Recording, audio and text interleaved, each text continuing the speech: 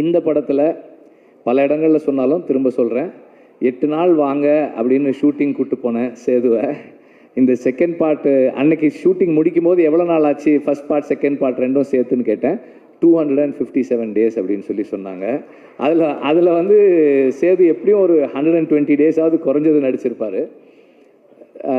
அந்த பேஷன்ஸுக்கு I am very grateful. Thank you.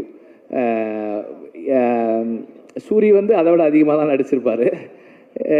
எல்லாருமே வந்து இப்போ ஷூட்டிங் இருக்கோ இல்லையோ இந்த படத்து கூடவே ட்ராவல் பண்ண நடிகர்கள் நிறைய பேர்.